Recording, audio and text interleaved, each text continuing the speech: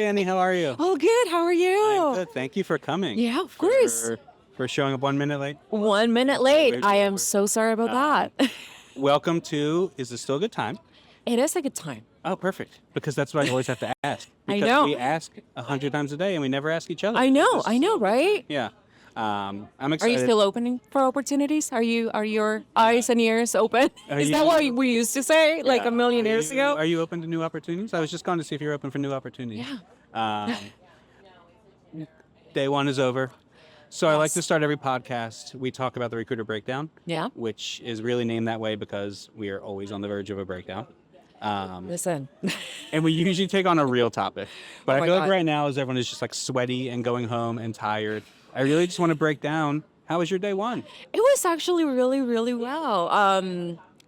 It's hot. Mm-hmm. It was very warm. Yes. We didn't have a lot of spaces to sit, so we Look were how doing shady what we it is can. right now. I know, Look how right? beautiful and shady like it is. we need to do like an after RecFest kind of situation. RecFest should start at 5 p.m. Right. No, it was really, really good. I got to connect with a lot of people that I met in person for the first time, like you. And I did get to see some interesting pianos, so it was good. What's It the was, best thing you saw? So my favorite was Tamika's Allen panel, and she talked about neurodiversity and AI. She actually built a bot that helps recruiters and talent professionals and leaders to be a little bit more aware of neurodiversity in the workplace, and it was really, really good. Is it a bot that does it? Yeah. Interesting. Yeah. Okay. Yeah. That is It was cool. really, really helpful. It was really good. Like she compared it with regular ChatGPT, like asking questions about recruiting and onboarding and performance management, and the difference was night and Sure. day. Yeah, Just night clear and day. program and training. Yeah. That's what you knew. Yeah, so that was my favorite one. Yeah. When I was at HR Tech, I saw, I'm forgetting the company now, but I saw this company that was like an AI therapy bot. And right away, my instinct was like, Yeah. But the SDR who grabbed me, he was a very good SDR. Ooh, He okay. he grabbed me as I was walking by, and I told him, I was like, yeah, I'm not a big fan of people using ChatGPT Yeah. or whatever. He's like, well, let me introduce you to Dr. and I forget her name as well. I forget everyone, but it's a doctor. She's a Harvard blah blah blah. Okay.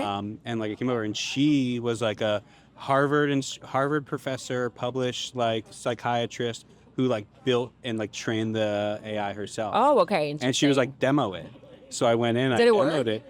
It sounded like a therapist. It didn't sound like ChatGPT hyping me up, right? I talked Right. the same Okay. things that I would talk about to a real therapist. And its responses were very much just sort of responses of understanding and then sort of suggestions. Okay. And so I was very impressed. So when I hear that, I'm like, I do think when programmed by the right people and not just tech bros who want to fix something. Right. So this bot is not necessarily made to, to let someone might be Sure. ADHD. So it's let's assume that you're having a conversation with someone, you're interviewing someone, and you're, I don't know, assessing them on, did they make eye contact? Mm-hmm. So this bot is asking you the question so you can take into consideration maybe if there is something that you should be paying attention to. Yeah, it was really interesting. Okay. Yeah. I know that it's right up your alley. You Yeah. are, so DEI by Danny. Yes. I think my audience may or may not know you, of course, but you are someone in this space that is so concerned in the right way with AI. I try. Right? We talk a lot on this podcast about, especially my newsletter, because that's where I really Yes. ramble.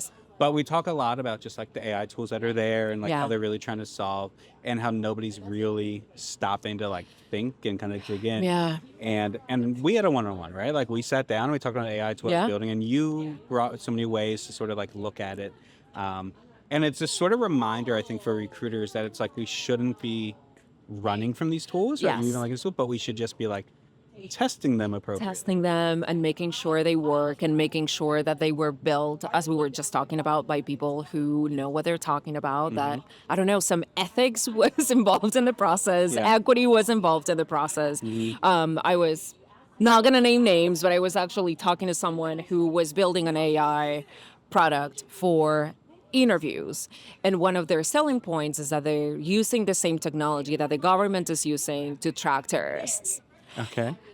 And so that's what ended the conversation there for me, because it is scary, right? It is really scary, and this technology can be used for good or for bad. And and that's, I just think for recruiters out there, it's so important, right? Yeah. So this idea of we can't run from these tools. We can't do any of this. But yeah, like there are good ones and bad ones, and that's why we go to these conferences. Yeah. Right. Like you and I talked about earlier, and like I think I've told the story on like in the newsletter, even of just like talking with some of these AI vendors who clearly are not ready to be out there, and Yes. others who are. Yes. Right. Like the one you sat in, or like when I met this doctor, I was like, this feels ready. Yeah. This feels thought out, and that's what like as recruiters, if you want to be the ones at your company respected and sort of gone to, like you can be doing this because your executives probably aren't, and they're going to come to you one day and hope that you have these answers, 100%. and this is how you find the answers. Yeah, 100%. And one thing that is really interesting is that we all believe that we know how it works. We really don't, right? And most of the products are either built up in ChatGPT or Claude, and we don't necessarily know how they work, right? And we know there is a lot of data out there that they're actually biased and they don't necessarily give you the best answers all the time, right? So if we are building products on top of, like not great products, your product might not be the best out there, and we don't necessarily know, and we use them. People are sending everything in, right?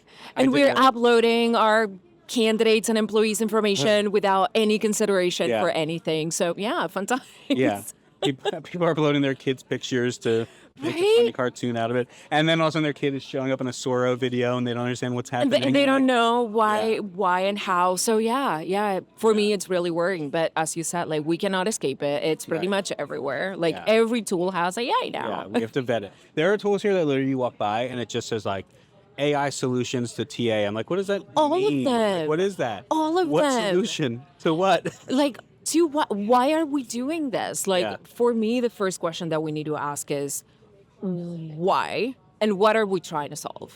Right? Is it do better interviews? Can you actually do it with AI? Do you need to do it with AI? What are you trying to do? So but every single tool here is AI powered in one way, shape, or form. And many taking on the same task. Exactly. And like, in a few years, we'll see who's around. Yes, we'll be. Hopefully, we'll be here. Royale of all of these companies. And all like of them. RecFest 2035 will just be like 4 companies that survived. This whole thing. Can you imagine? But it's been really interesting. But you're right. Like every company is out there doing the same thing. Okay. So I always have to ask every guest I have. Let's do it. What is your recruiting nightmare story? Oof. Okay. So this was on my very first job as a recruiter. So let's talk about like maybe 15 years ago, give or take. And this wasn't necessarily a nightmare story because of the candidate. It was just like the situation wasn't great. So it was a manufacturing company here in the United States, and they were closing their locations, and they were actually trying to hire people in Latin America to do that job. So they were building all of those locations in Latin America, but had us do is we had to find people who were fired or laid off from their jobs here in the United States to travel to Latin America to actually train the people who were going to replace them. That never left me, and it's been 15 years. Yeah.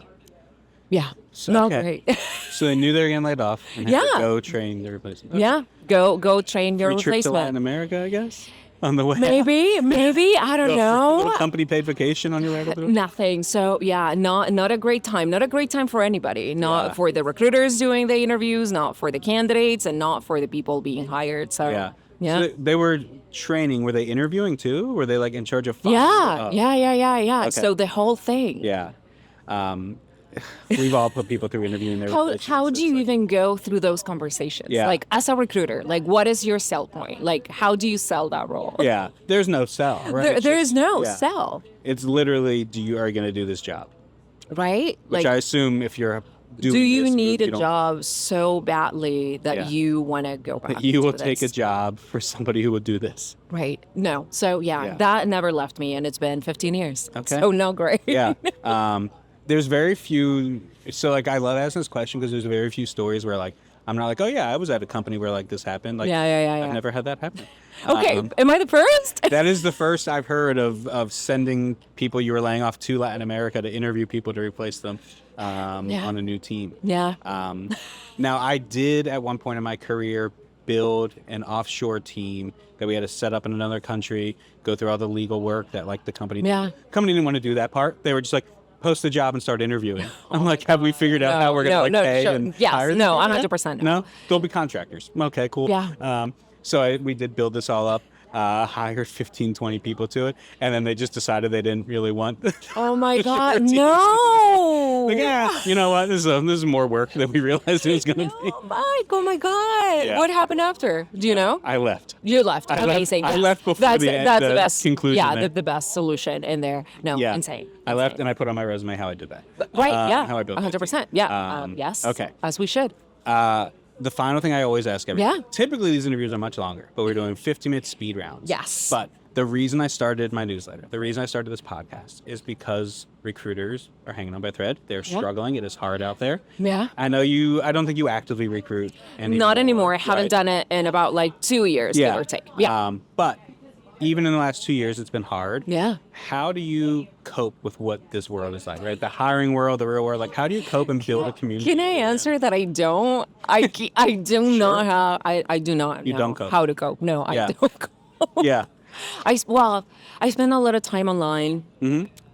That's the perfect place to escape the problems. Right? So no, I do not cope, and that is not healthy in any way, shape, or form. Yeah. Well, I read and watch TV, but again, it's not coping. It's outlets. But it's not, you're not processing stuff as we should. So no, the answer is no. I don't know how to. You don't know how to cope. And I wouldn't want anyone to do any of the things that I'm doing. So yeah. You come here? Yes, no, 100%. Like, and build community and meet everybody. Sure. But I recommend coping. Yeah. And therapy. Doing things. Write it down. Coping is recommended. It is hard, right? And we talk about it. And hard.